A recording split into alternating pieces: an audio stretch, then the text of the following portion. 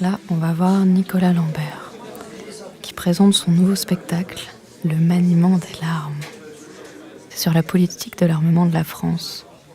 Nicolas Lambert, seul en scène, joue ou plutôt rejoue exactement ce qui a été dit par les personnalités impliquées. Le 8 mai 2002 à Karachi, un attentat provoque la mort de 14 personnes.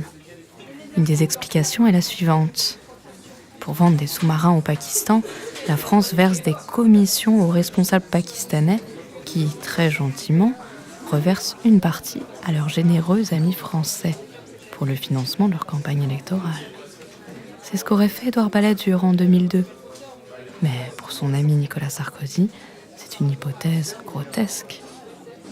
Philippe Alfroy, d'Agence... Monsieur le Président, à votre droite.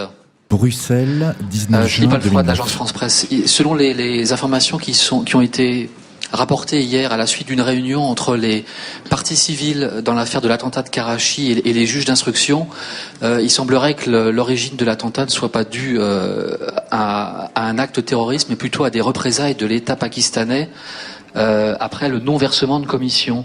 On parle même de rétrocommission qui aurait dû alimenter la campagne électorale d'Édouard Balladur en 1995. Est-ce que, en tant que ministre du Budget, vous avez été au courant de tels accords ?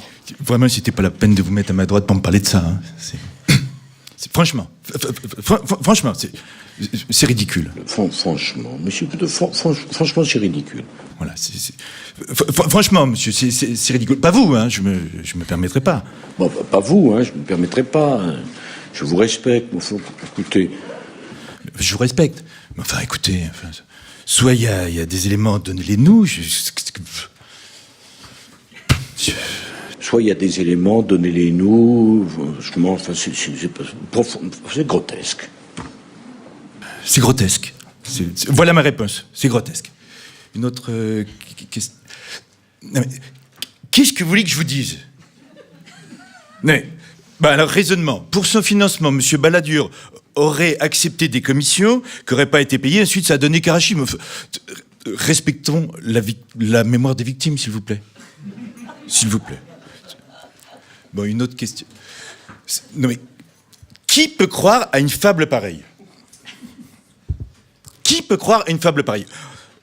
Enfin, bon. Non mais enfin, franchement, qu'est-ce que vous voulez que je réponde là-dessus ?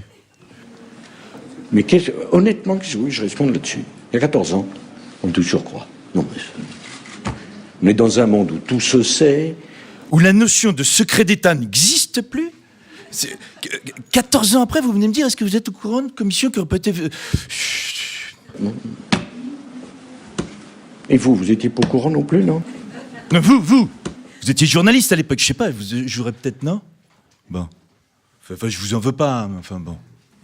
Enfin, écoutez, franchement, c'est... S'il y a un braquage à Bruxelles aujourd'hui, j'y étais. Alors, si jamais il y a un braquage aujourd'hui à Bruxelles, ça j'y étais. Voilà. Il n'y a aucun doute là-dessus. Non, mais je ris pas du tout parce que Karachi, c'est la douleur des familles, des trucs comme ça, mais enfin... Qu'est-ce que vous voulez que je vous réponde là-dessus ? Monsieur le Président. Non, pardon, hein. Je ris pas du tout parce que Karachi, c'est la douleur de famille, et tout comme ça, mais qu'est-ce que vous voulez que j'aille répondre là-dessus ? Voilà. Voilà, le spectacle s'appelle Le maniement des larmes. Merci, Nicolas.